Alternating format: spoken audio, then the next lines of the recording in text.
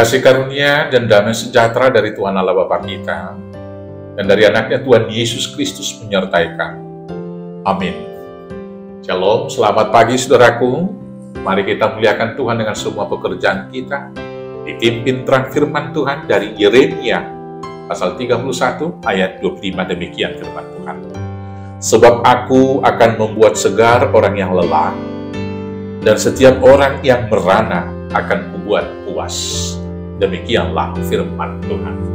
Saudaraku yang terkasih dalam Yesus Kristus, kedatangan Kristus adalah membaharui perjanjian yang telah dibuat oleh Tuhan di dalam perjanjian lama.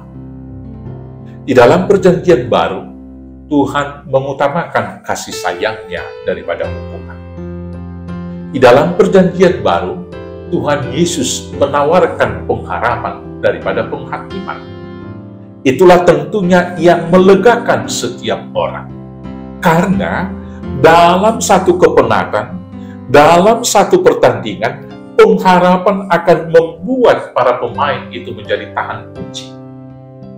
Menjadi bersemangat, motivasinya semakin menyala-nyala. Apabila mereka diberikan beban dan juga target yang kemudian ada ancaman hukuman, kalau tidak menang, kalian akan dihukum dan lain sebagainya. Biasanya para pemain yang demikian akan stres. Demikianlah dalam perjanjian lama, karena senantiasa dibayang-bayangi oleh hukuman, dibayang-bayangi oleh ancaman akan penghakiman. Maka satu dengan yang lain tidak dengan bersukacita dalam hidup peribadahan dan bersukacita di dalam persekutuannya. Tetapi dalam perjanjian yang baru, ketika firman Tuhan, ketika hukum Taurat itu sudah terukir dalam loh hati, maka hukum Taurat itu bukan kekuatan yang memaksa dari luar, tetapi adalah kekuatan yang terpancar dari hati, karena kekuatan daripada pengharapan dan cinta kasih yang besar dari Kristus. Maka hal-hal yang baik itu kemudian terpancar dari kemerdekaan, karena cinta kasih dan pengharapan tersebut. Maka karena itulah, hidup beragama itu membuat orang segar, tidak melelahkan, tidak saling menghakimi, tidak membuat orang dalam ketakutan, tetapi akan membuat orang puas karena mengerti bahwa hidupnya yang sekarang adalah anugerah dari Tuhan. Dan kemudian dalam menjalani masa-masa ujian, dalam susah dan senang, di depannya ada pengharapan melebihi segala kesusahan dan penderitaan yang dihadapi sekarang ini.